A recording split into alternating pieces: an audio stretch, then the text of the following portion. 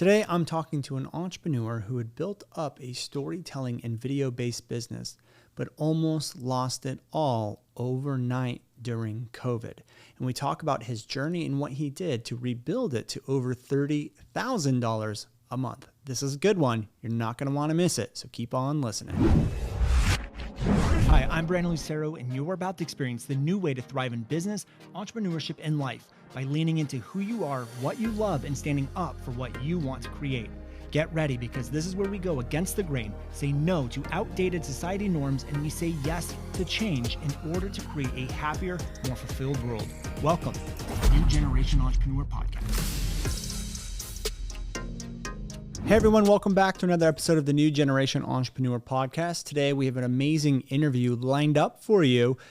Someone that has entered our world, I think about a year or two ago, and has seen amazing growth, growing his business, and he has quite the story to tell you, and I'm excited to bring that to you guys today. So today we have James Cooper from James Cooper Films with us today. So James, welcome to the podcast. Thank you so much. Thanks for having me on. Yeah, well, I'm excited because you entered, I think it was about 2 years ago, you kind of entered our world. You joined our mentorship program, and it's been quite the journey seeing you grow and transition and evolve to where you are today. And I think your story is an amazing one, but it'll be so beneficial to the listeners. So thank you for being here. Let's start off by having you just tell everyone what it is you do. Yeah. I run an agency where we basically work with coaches and consultants, and we help take video and social media kind of off their plate, one less thing on their to-do list. Mm-hmm. And so we are a done-for-you agency. We film and create content for them. We edit it and deliver it for them so that they can have consistent video marketing for their business. Okay, amazing. Very similar to what we used to do with our agency. Can we dive into that a little bit? I'm actually curious. When you say you take video and social media off their plate, what does that mean? Like, what does the granular vision of all of this look like? Yeah, I mean, I'd say like almost all my clients, the biggest challenge they have is lack of time. They just don't have time to put out videos, to edit videos. And the name of the game is consistency. You can't make one video and expect to have a flood of clients. And, in order to be, you talk about being the unheard entrepreneur. It's like, if you want to be heard, you have to be seen. And in order to be seen, you have to get out there consistently. So basically, I just run an agency where we work once a month. We film some content. We basically chop it down into micro pieces, and then we help them drip it out on a consistent basis throughout the month. Oh, that's amazing. So you guys are actually doing the posting for them too? Yes, we also are doing the posting for them. Wow, I didn't know you were doing that. That's awesome. Yeah, it's a newer offer. We are just adding the posting and delivery because we had some clients where we would just give them the Google Drives with all the stuff, and they're like, "Oh my God, what do I do with all this?" So we're like, "All right, we can start to work that in too." So yeah. Awesome. And then how do you guys come up with the social content, and then how do you do the filming with them? Yeah, great question. So what we do is it's actually 2 hours a month.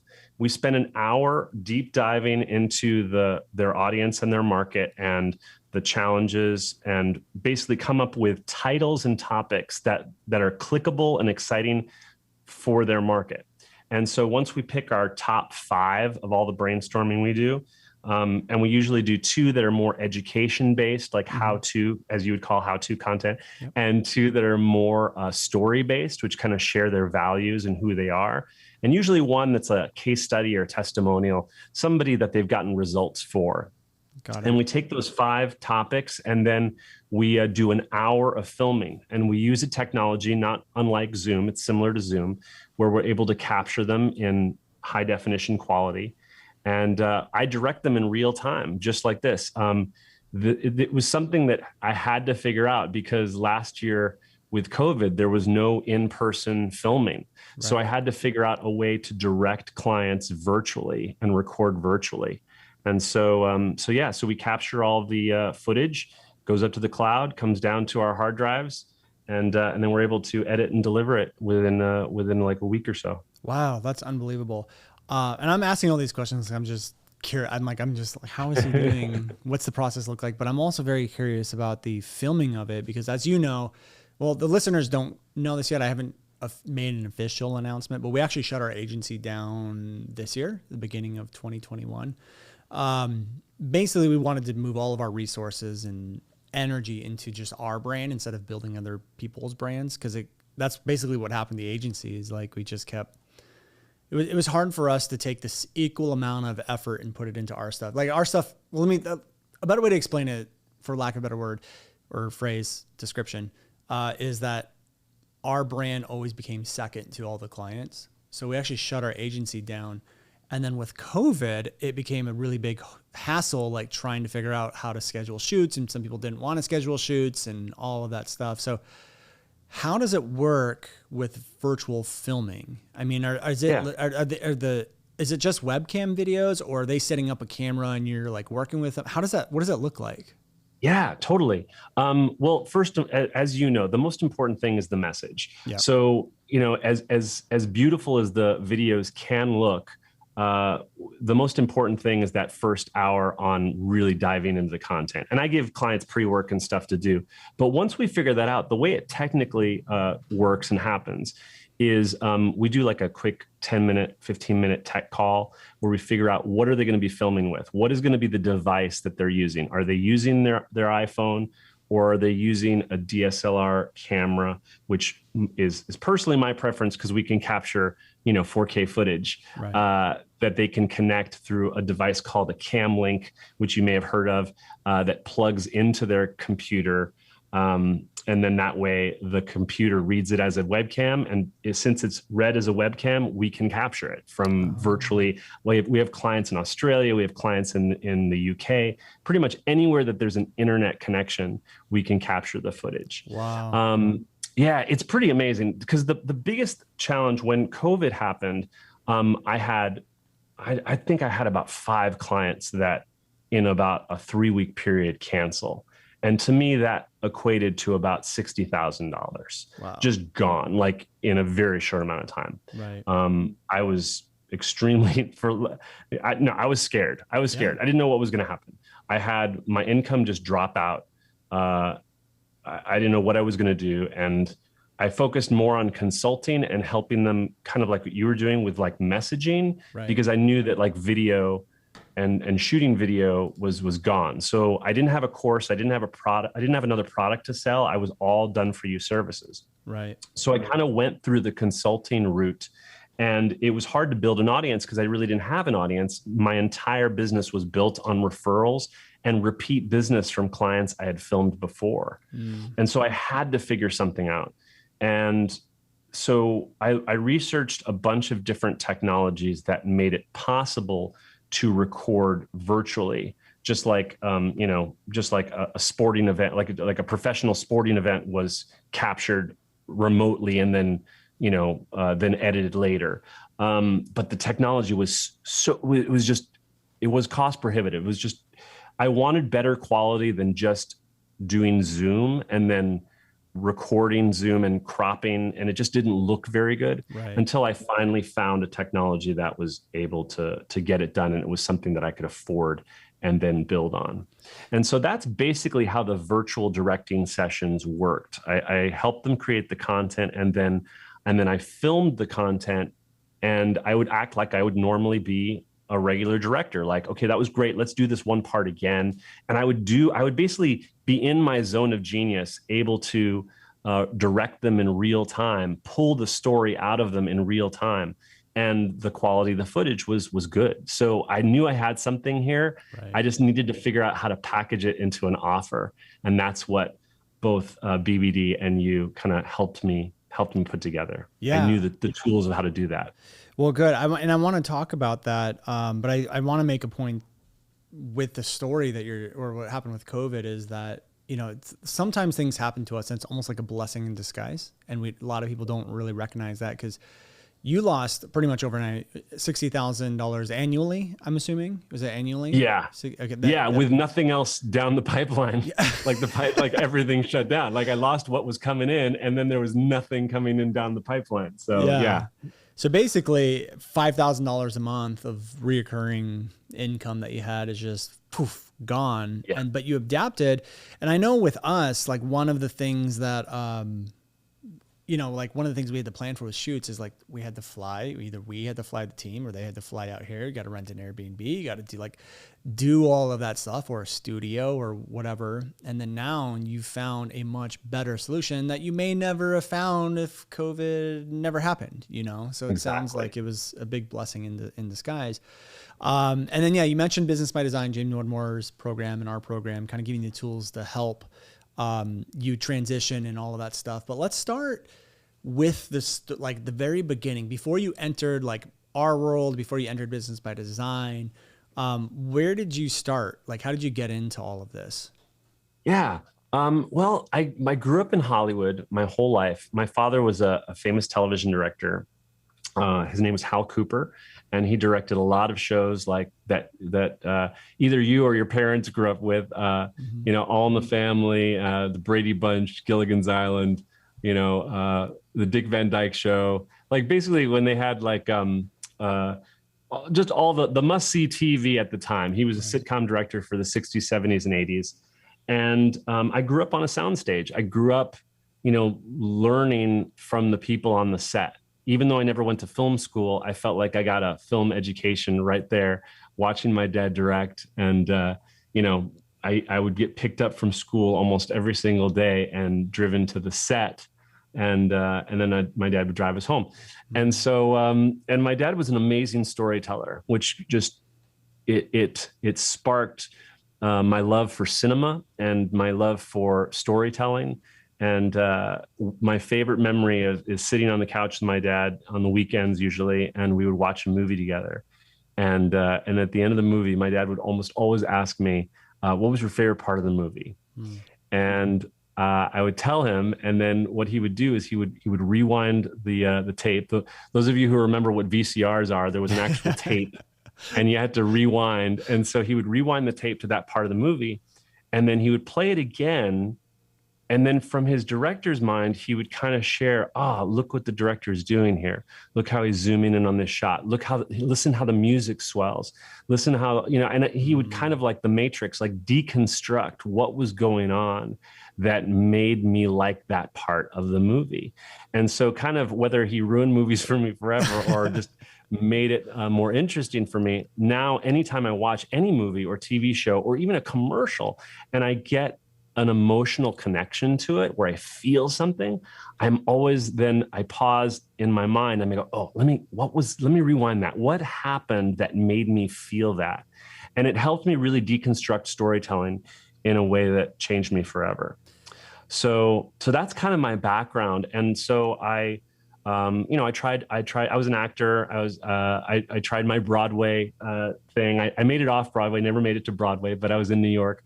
And then when I came back to LA, I got full into production. I worked in TV. I worked in as a producer. I worked as a writer. I worked in casting for many years. And casting was the bridge between TV and marketing. It was the first time that I made the linkage between storytelling and marketing when I was working in commercials. What do you mean? How does that work? Well, yeah, like when I worked in casting, like every day you would get a script from a corporation, who want to make this commercial.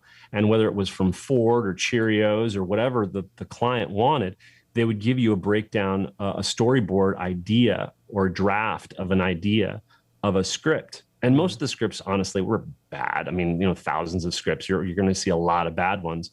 But you have to tell a story in 30 seconds. You have to take the audience on a journey in 30 seconds and create an idea that is sticky so that when they see that commercial, that little seed is planted in their head so that when they see that product in the store or on the street again, they remember that commercial. And if a commercial has done its job, it makes people just like they have a gut reaction to the product or service.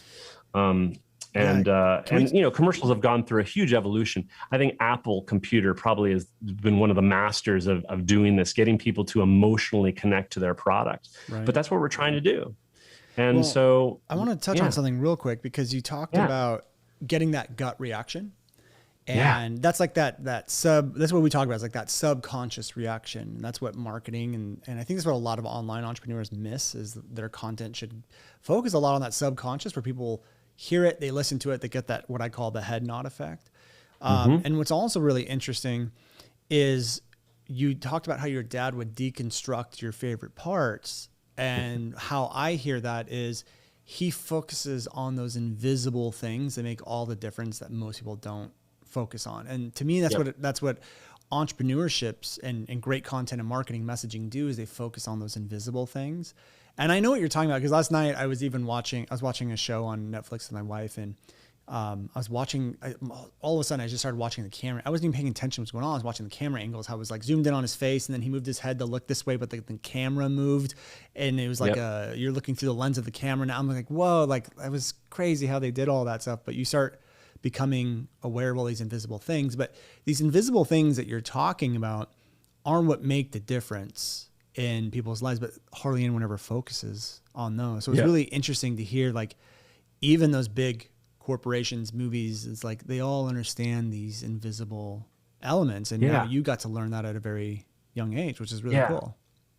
Yeah, exactly. And if the company or the director has done their job, they should remain invisible. Right. That's the whole point. It's like when you notice the music in a movie, there's something wrong there. They missed the mark somewhere, because you shouldn't be listening for the music. You should be watching the movie. Right. And the music creates a mood and a tone that makes you feel, it accentuates what's going on in the movie. So anytime you notice things, like you notice the lighting or notice the sound and stuff like that, it's taking you out of the moment where you're supposed to be completely encapsulated in what's going on. And I think that translates to marketing as well. Weird copy that just kind of doesn't make, like, it rubs you the wrong way, or it doesn't make sense or stuff. Those are all things taking you out of the moment. And I try to translate that to video as well. It's like, what are the gut punch moments we can create that just create that make people want to take the next step? And I think that marketing has become a series of micro commitments that you need to make sure each one is a pebble or a stepping stone or a breadcrumb that leads you to the next thing. Right. It's much different. It's evolved so much, where we used to depend on one advertisement to get people to buy. Now it's a series of things that have to happen in a certain order that make people want to make a decision. Yeah, I mean, that makes a lot of sense. And I heard a thing, I forget where I heard it. I wish I could remember it, but I heard that people will buy when they're familiar with your brand. Like, they won't buy if they're not familiar with it. And it takes on average 20 touch points for them to become, on a subconscious level, familiar with your brand, which is kind of what you're talking about. Is like, I know what you're saying is like, yes, we need, those 20 touch points, but also each touch point should bring them a little bit deeper without them really realizing what's going on. And when you bring up the whole point about they shouldn't focus on recognize the music, because if they recognize the music or the weird camera angle or whatever, something's off, it should be seamless. And I feel like a lot of content and sales go that way, where everyone's like, I'm going to add enough value. And then all of a sudden there's this harsh transition to the sale when it should be this smooth transition where you have invisible elements working that are generating stuff to get people closer to the sale. Things like building the rapport and building the connection and building the demand. So when the sale finally comes, they don't recognize it. And even telling people there's a sale coming, there's an offer coming. I do that all the time. So that way there's not this abrupt whatever. They don't notice that there's this abrupt change. It's a seamless transition to the day the offer is finally released. So it sounds like it was a pretty big gift to be able to experience a lot of this as a young kid. How did this all translate into you starting a business? Yeah.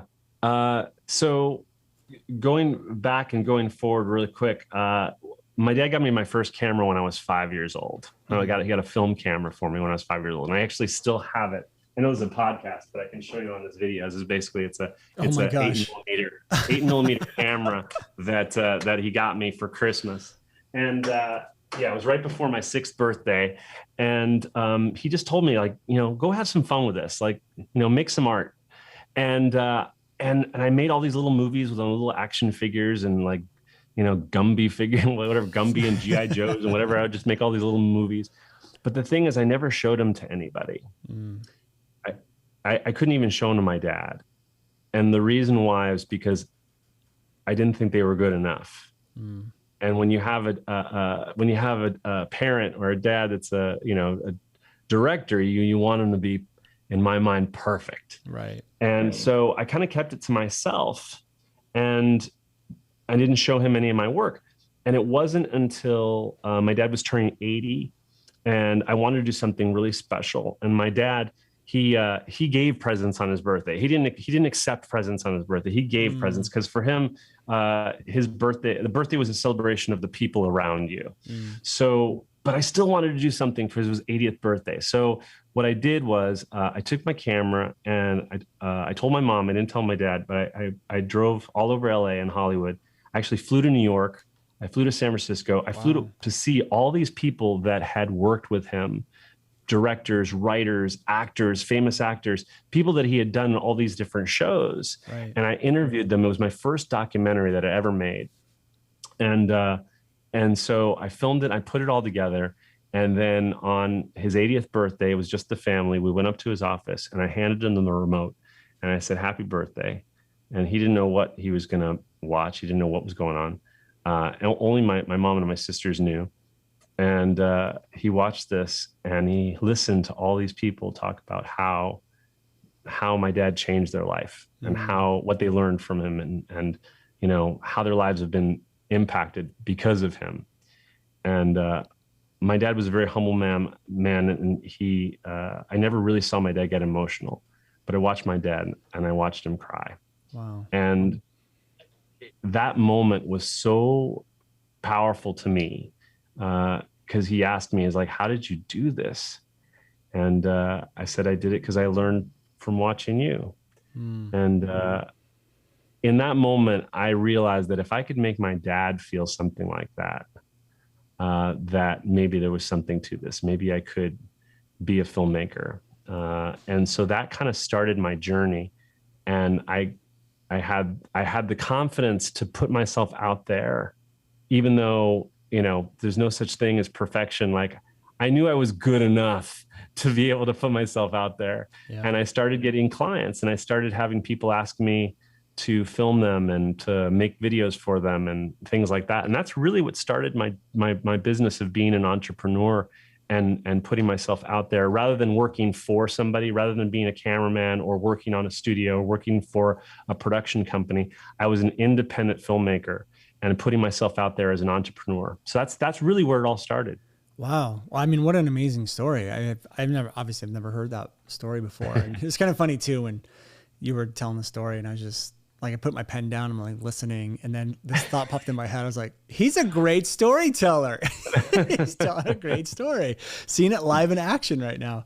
But I love those moments. I love those like powerful, life-altering, direction-changing moments. Would you say that was the moment that pushed you into entrepreneurship? Is that specific moment? I would say so. Because I was, up until then, I was always working for somebody else. And it was the first time that I kind of just bit the bullet and said, I have to do this. I have to start my own company and start my own business.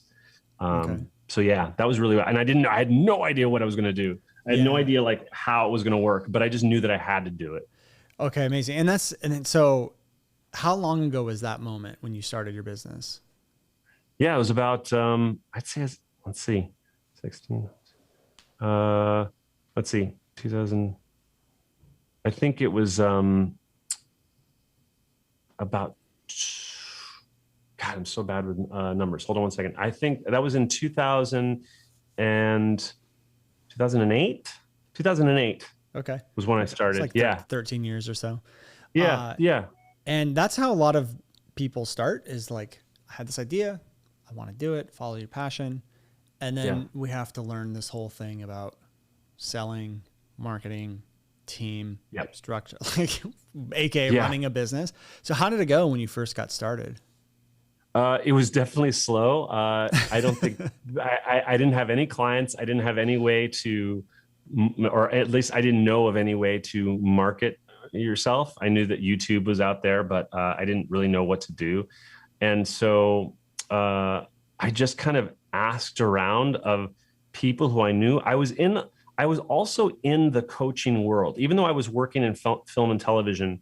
I was around the coaching world because I was fascinated with Tony Robbins. I'd been to a lot of his seminars. I became a leadership and coach for a trainer for his events because I just loved I've always loved personal development. Yeah. And so I decided I wanted to be in that environment. And while I was, working in studios and things like that, I was taking on, I was helping people as a life coach, just kind of on the side, and all just from, being around the coaching environment. So I kind of asked some of my coaching friends, like what they were doing to get clients. And they talked to me about building a list and getting emails and stuff. And again, I had no idea how to do any of that. So honestly, my business just started from referral. It really is. That's really how it started. Is some of them knew me from running sessions, directing sessions in casting offices, and they had their own businesses. Because if you know an actor's life, almost all actors have another gig. They have another job. And there are a lot of actors out there that are entrepreneurs. So some of my actor friends who also had a side business, said, hey, listen, can you help me shoot some videos for my business? And that's really how it started. So it started with my inner circle of people that I knew that I could, almost like a headshot photographer. You have that niche of like, I'd take photos of actors' headshots. I was basically the guy taking videos of, these actors' side businesses to help them market themselves. Yeah. And then at some point you transitioned to teaching storytelling, because I think that's when we met. So how did the transition go from like that to now like teaching storytelling to, I think entrepreneurs is basically who you're going after. When did that shift happen? Great. Yeah, that really happened right when I found you. I saw some of your videos and I saw you talking about messaging, and it just really hit me in a way that I hadn't heard talked about before. And this is when the video 4X effect and talking about, that whole framework that you laid out. And I was just really interested in seeing how it all works. Right. And so I was hearing again, story. The word story became such a buzzword in the marketplace. Yeah, and it became something that I was just always passionate about, but I never ever used that word to market myself. And so putting myself out there as a quote unquote storytelling expert was something that I was reluctant to do, because it's like, anytime you put the word expert on the end of anything, it's like, damn, I better be really good at this. and like when we work together, it's like the biggest challenge I had was lack of confidence and doubt in what I was delivering. Mm-hmm. Like I knew I could do the thing. I didn't know if I could position or market myself as that expert to do that thing. Yeah. And that was where I was really lacking the most. It was the confidence on marketing and sales. I knew I could do the delivery. Right. I just didn't know. I didn't have the confidence on marketing and selling myself as that quote unquote expert. Gotcha. And that was my biggest challenge. And is that why you started working with us, is to try to get that confidence going? Yeah. How do you position yourself as the expert in the marketplace? That was what I was lacking the most. And I didn't really know how to do it. And there were obviously some, technical things with like Facebook ads. I used to always joke, it's like the Facebook ads manager makes my eyes bleed. It's like, just like looking at the thing, it's like, well, what do you do? And, to be perfectly honest, even now I ask for support, like, okay, are my ads set up correctly? Like, just look at it all. Does it make sense? Have I pressed the right buttons? Am I going to destroy my social media account? Because it can be really daunting. It can be a lot of things to look at. And so, when I joined the Millionaire Mess, is it still called the Millionaire? Messaging. Yeah, $1 million messaging, and learning about how to position yourself, how to market yourself, and just kind of the behind the curtain of how to set it all up. That was something that really helped me with.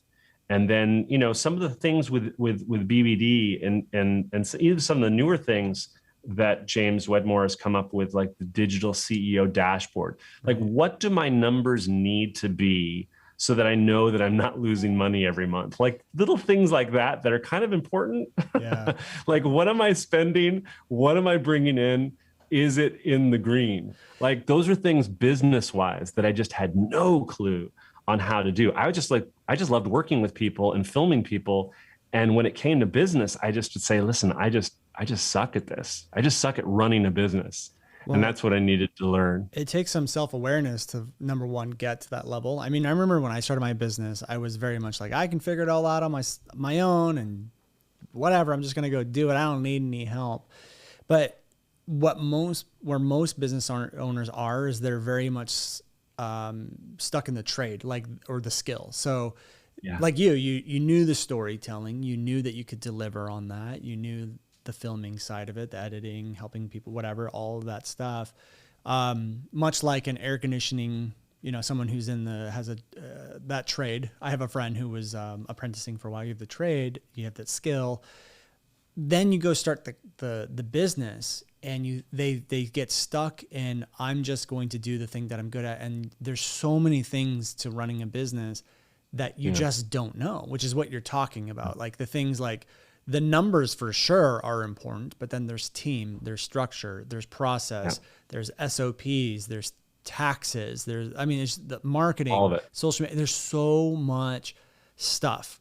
And here's what tell me if this is you. I don't know if it is or isn't, but this definitely was me. Was when I started my business, I actually saw pretty decent growth, like traction. Like there were people listening to me and following me, and I was making like probably a couple $1,000s a month, but all I was doing was the skill and the trade. I was teaching, delivering. But then as the business started to grow, started to get sales, then all these other things creeped in. So things like taxes, books, numbers, and then it actually took me away from creating the content and the trade and the skills. Then the business plateaued and started to come down. Did you experience any of that at all during this? Oh yeah, I'm experiencing it right now. I mean, that's exactly what's going on. Where I am with my agency is that we've seen an explosion of growth because my offer has been clear, and it's been an offer that a lot of people want. That I've had to limit the amount of clients I can take. But B, I've realized that I need to hire more people in order to scale, because, I'm so thankful to the growth, but I also know that I'm hitting my head on the ceiling right now because there's just only so much of me, and I need to start looking at like, where can I offload things to other people, so that I'm not micromanaging the managers who are doing some of the things.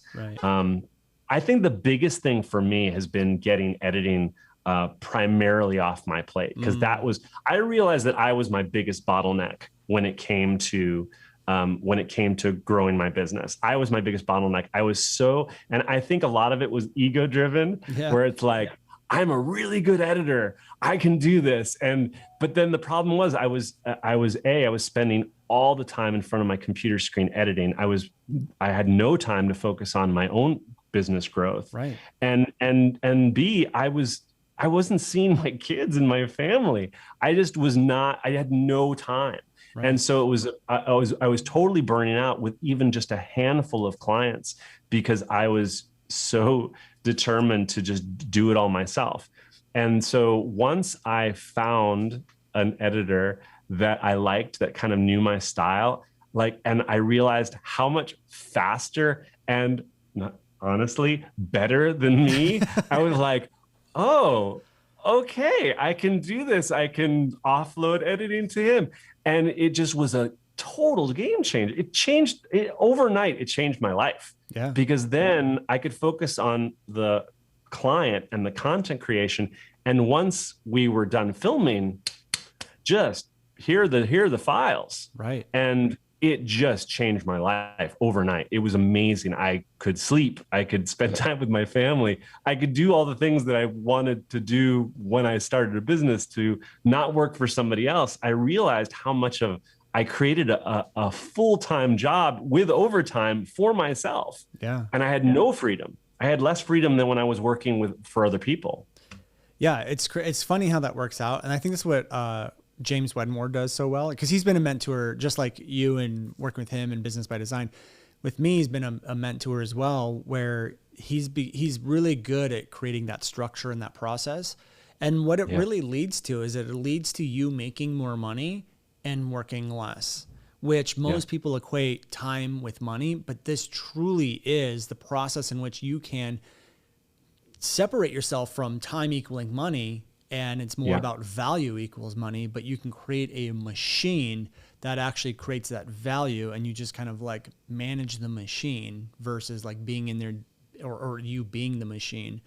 Exactly. And so we had, like, obviously Business by Design is either opening up, I don't know when this episode's coming up, but it's opening up soon, or may already be open.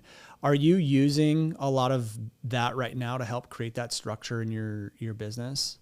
Yeah, I honestly, I'm in the process of really digging into it now. I've had it for a little while, but I've only used a few of the tools. I still am not doing the launch method, which I know is definitely geared more to people who have courses and who have a program that you're guiding people to and creating that launch. I'm primarily using it for the dashboards and the tools and the numbers, and just making sure my business is where it needs to be. Right. I think the next phase for me is to go back to creating a program. Because remember, in that COVID part, I created a program, like a case study program, which was somewhat successful, to be honest. And I needed that kind of, let me deliver a little bit. Let me do a 4-part video series. Let me do little things to kind of get people in and interested. And then I primarily used sales calls as my conversion mechanism. So getting them to the sales call, and then some people would become clients, and I then would take that pool of people and walk them through an 8-week program where we would deliver it live every week. There would be some videos, but we would also have a live component every week for 8 weeks. And I realized how much that was taking away from my done-for-you agency service. So that's why I kind of shut that down, because I felt like I couldn't do both at the same time. Yeah. And the agency was where I saw the most money and growth potential. Right. And I think once I get my agency going to a level that I can be even more hands-off, because right now I am still the main manager of all the people who are doing the technical details. Right. Eventually, where I'm going to need to scale, I'm going to need to hire like an executive assistant to then manage all of the team, so that I can step away a little bit more, and that way I can give myself the ability to do weekly calls and do some of the coaching, because I do love coaching. Yeah. I just right now, I'm just all my energy is focused on the agency. You're doing it smart. And this is coming from me having the experience that we have building a multi-million-dollar business, doing both agency and all of that stuff. One of the things I found out is you have to get one thing figured out, dialed in, streamlined, remove yourself before ever going into something else. And I made the mistake by trying to do all three at the same time. It was hell. It was like the first year was extremely rough, but that's part of what scaling is, at least from my experience, is like going all in on one thing, one offer, one course, one service, whatever, getting it dialed in, getting the marketing dialed in, getting the fulfillment dialed in, getting all of that stuff, giving the responsibility to the team. And then now it's time for scaling and growing. When I think too many people will bite off more than they can chew, or they finally take a breath of fresh air, like, oh, I kind of got that thing off my plate. Let's start this big thing because there's a big opportunity. It's like, no. You had 100 things, you moved it down to 70, and now you're starting something else. I was going to give you another 100. So now you have 170 things to do. Right. It doesn't make any sense. So you're doing it right. Are you comfortable sharing revenue numbers at all? Like where you were before and where you are now? Yeah. I mean, when I first started working with you, I was, it was right around that like 10 to 15, if I was lucky, 10 to 15 a month. I was, my prices were even lower, before COVID. And then it was just a matter of volume, like how many 1-day shoots or how many 2-day shoots could I get? Right. And through referral and through repeat business from clients. And then basically the measuring stick was $10,000 a month. If I can get $10,000 a month, then I will be able to pay bills and make sure that my family is taken care of and all the house and everything. And then when I started doing this that I do now, actually, and so before COVID, when we were doing the video 4X and I was working through that, when I added the case study program, I started seeing numbers that were going north of 20,000 a month. And that was a total shocker for me. First of all, I didn't even realize that. I mean, I knew other people were doing way beyond that a monthly, but for me, it exploded my reality of what was possible. And it's like, okay, finally I see that this is possible. You can make that. And then when COVID shut down, it went from like, $25,000 to like less than 5. Oh my gosh. Just doing consulting. And it's a horrible feeling when you're used to making a certain revenue and then all of a sudden the rug gets pulled out from under you. And like, now you're like, okay, what can I sell? I mean, it's like getting to that point where you're like, okay, like I need to seriously figure something out. Do we become a 1-car family? Cause I'm really nervous. Generally, when we lost that 60K, that was just a huge gut punch. Yeah. So since I've started the agency back up virtually, we're doing north of like 30. And so I feel great about that. I feel great to get to that level.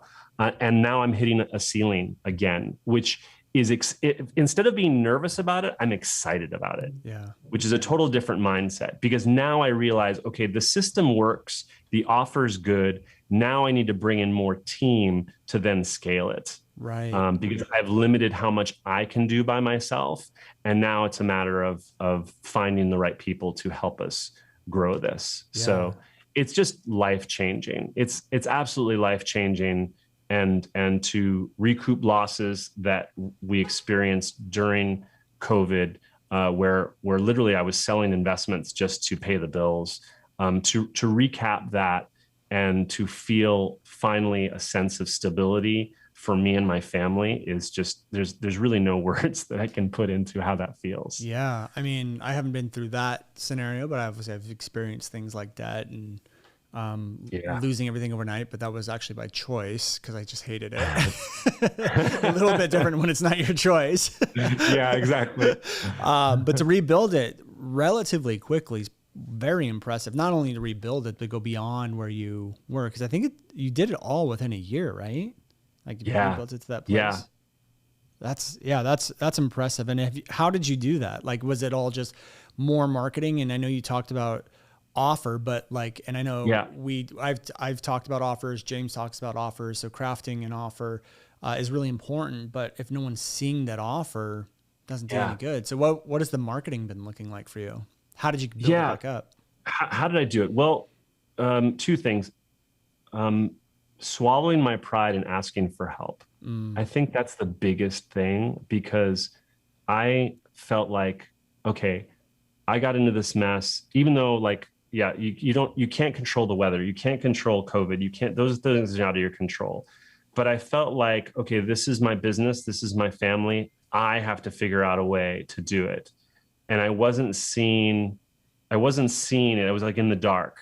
And I was honestly focusing on the wrong things. I was focusing on what I didn't have and being nervous and staying in that survival mode. And I had a lot of really good, luckily, I have some really amazing friends. And one of my friends, Tammy Tantilla, she's a relationship coach, and she's one of my best friends. And she says, the first thing you really have to do is you have to step out of lack. She says, I'm listening to you talk and I'm listening to all the things you're saying, and I totally get it. I totally get where you are, but you have to step out of lack. You have to step out of what you don't have or what you're not getting right now. Yeah. And that's the only way you're gonna move forward. So that was a big thing. And then honestly, I bit my my tongue. I swallowed my pride. I reached out to another really good friend who's a very, very successful entrepreneur. His name is George Burnback, and he's a really, really good friend. And I basically put it all on the, I just laid it all out. He's a good friend of mine, and I just was totally honest in saying where my financial situation was and what was going on. And he basically said, well, he said, let me make some calls and get you some clients so that you can breathe. And if it wasn't for him, he got me a couple really big high ticket clients that were able to help me survive for a few more months while I figured it out. Wow. And so, you have friends out there, you have people out there. There are people out there that they want to help you, but sometimes they don't even know that you're in dire straits. Right. And so I definitely say, lean on the people that care about you in times of trouble and times of need. Yeah. It's so important because they're there and they love you and they care about you. And if they can, they will help you. Yeah. And if it wasn't for a handful of my friends that honestly, didn't know how I was doing financially, I don't know if I would have, I don't know what would have happened. Yeah. But it just that little low point in my life where they were able to help me figure out how to get out of that hole, then gave me the confidence, okay, how do I build on where I'm at? Now I'm able to breathe. How do I build on where I'm at? And I just started looking around the marketplace of where the need was. Where is the need in the marketplace? And the biggest need that I saw my clients was that they have no time to market themselves. They're trying to build their business. They're coming out of COVID.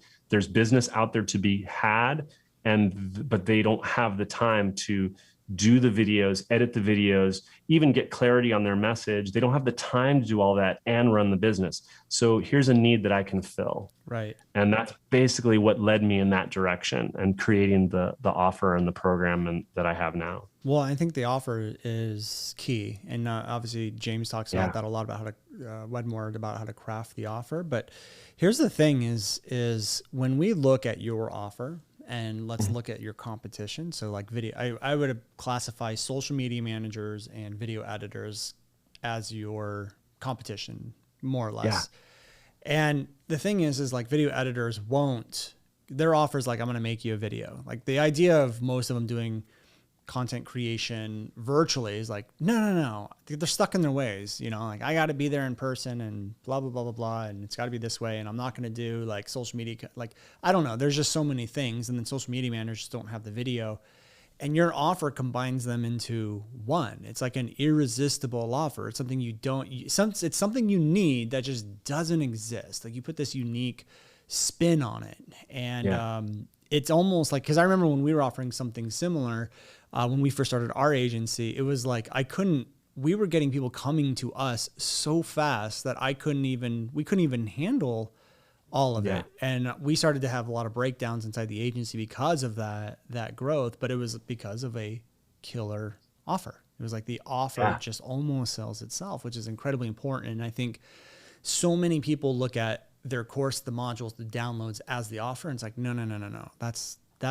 That's not the offer. The offer is the positioning. It's the looking at what is the unique spin. How are we going to position ourselves? And you're basically positioning yourselves as, I'm assuming it's probably like, we handle the job of like 3 people for like a fraction of one person, or what one person may cost. And it's something that you're not going to be able to get anywhere else. It's like, and it's something you need, like they're actually looking for it. So you have this unique killer offer, which is part of really great marketing, right? Yeah, it's true. And I just add on to that. I was just thinking about, there's this movie, M.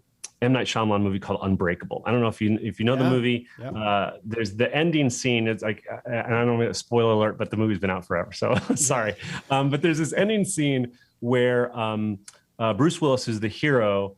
He shakes the hand, and when he touches somebody, he can read all their thoughts. So he shakes the hand of Samuel L. Jackson, and he realizes that Samuel Jackson's the villain. And so there's this really short monologue that Samuel Jackson says. He says, what's a really terrifying thing? Not knowing your place in the world. He says, that's a really scary thing. And that moment just hit me, because it was like, I think that's one of the biggest problems in this marketplace, where there's so many coaches, there's so many people that offer similar things, but trusting that you know exactly what you're here to do. You call it your North Star. Yeah. When you know that, everything else starts to figure itself out. It honestly does. And when I started figuring out why storytelling with video was the key component to help people, because otherwise I become a commodity. There's editors you could find anywhere that could edit a video for you. Right. But are they really telling your story in the way you want it to be told? That is something that is unique. And that's where I found that, when you figure out really what your offer is, and you have a really good offer, there really is no competition, because there's nobody that's you, and you are meant for a specific type of person. So instead of like fighting for clients and eyeballs, you're really just on a search for finding the right people for you and only you. Yeah. I mean, it's absolutely vital. And that's one of what you're talking about now is one of those elements that we were talking about earlier, where people, they don't realize that they need that when it comes to running a business. There's so many things that you need to running a business that you got to get figured out. And as you know, Business by Design is either opening or opening soon, and we're affiliate there. Yeah. And you actually joined Business by Design through our affiliate link. What advice do you have anyone who might be on the fence of joining it and also joining with us? Yeah, for lack of a better word, peanut butter and jelly. It's kind of like they really complement. There were a lot of affiliates for Business by Design, but I love your work. I love the things that you stand for. I love how messaging is the spear, is the focus of what it is that you do. And that seemed like a great complement to the tools and skills and also some of the mindset things around running a business and around money, which were also some of my hangups. I had some mindset blocks around money, which is something that James definitely talks a lot about, which I felt was important. So that's why I kind of wanted both you and James to kind of help me focus, how am I going to market this? How am I going to position this? And it's really been a great pairing, a great matchup. Amazing. Yeah. Well, thank you for that. If people want to learn more about you, maybe they want to work with you, where can they go to learn more about you and what you do? Yeah. James Cooper Films. You can find me on Instagram at James Cooper Films. You can find me on Facebook at James Cooper Films. And both of them, just message me. And, I have a handful of people that I started only working with like 5 people. Now I've kind of increased it to like 12. And I only have like a handful of slots available right now. It's not a scarcity tactic. It's honestly the only amount of bandwidth I have. So I do have openings for people who want to work this summer and build their social media following, get leads, and attract the right types of people for your business. So just message me on James Cooper Films on either Instagram or Facebook, and we'll start a conversation. Amazing. Yeah, I remember when I used to talk about the stuff we were doing too, and I would be like, I only have so many spots. I'm like, it's not a scarcity tactic. I literally it's really not. It's really not.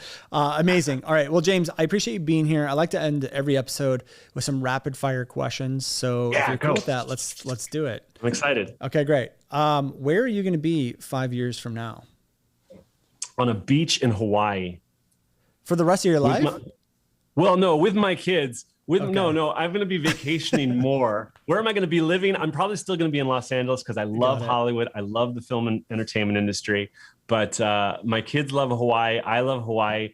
My parents actually left me in their inheritance 2 empty lots in Hawaii. And so I think in 5 years, we're going to build a second house in Hawaii, and we're going to be spending more time there. Amazing. It's so funny when I ask that question, most entrepreneurs go to like where they're going to be in business. And I love that you went to like spending time with your family, like more time. It just shows you where your values are. So I love that. Do you believe that entrepreneurship should be taught in schools? Absolutely. Where has this been? Why is it taking so long to be part of our education system? Yeah. It's insane. I know. Like when you go to the career office, like business owner, entrepreneur is never there. Yeah. Some people just have the gene. There are definitely some people that want to go the corporate, they want to be a doctor, but there are definitely people that they have the entrepreneurial gene and it needs to be nurtured at a young age. My kids are both entrepreneurs. Yeah. They're both like, lemonade stands and like, used toys and like setting up things. And they're very entrepreneurial. I love that. Do you make most decisions with your head or your heart? Ooh, that's a tough question. I think I've gotten better at listening to my gut because my mind can kind of screw me. I can overthink things a lot. And so I go back to what was my gut impulse. I think most entrepreneurs tend to get into that. It's funny. I asked Taylor, who's our integrator. So she's all operations and she's like, with my head. I'm like, I guess that makes sense for your, for your role in the company. All right. Last one.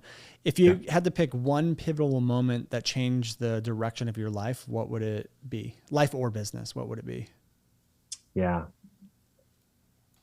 I think making that documentary for my dad was a very pivotal moment in more ways than one, because it gave me the confidence that I could do what I was here to do. And it also proved to me that I was, for lack of a better word, it proved me worthy of my father's love. Even though I always had it and my dad loved me no matter what, in my own mind, I wanted to be good enough in the eyes of my father. So that's why that moment was such a key to my own growth. Yeah, I love that. And I love the story behind that too. For me, that was like the highlight of the episode. So thank you for sharing that. James, thank you for being here and sharing your story with us. Thank you. Yeah. And for everyone who's interested in working with him, learning more, or just following him, go check him out. And for those of you listeners who have not left us a review on iTunes, I would be so grateful for you to head over there if you enjoyed this episode of the podcast and leave us a positive review. That would mean the world to me. And we'll see you guys on the next episode of the New Generation Entrepreneur Podcast. Take care. Hey guys, thank you so much for checking out another episode of the New Generation Entrepreneur Podcast. If you enjoyed this episode, go below, hit the subscribe button, and make sure you click on that bell icon and get notified every time we drop a new episode. Now, if you're looking for the show notes, we have them linked underneath this video, as well as our social media handles and some links to free training and offers that we drop from time to time to help you guys even further. So go check those out if you're interested, and thank you so much for tuning in to the New Generation Entrepreneur Podcast.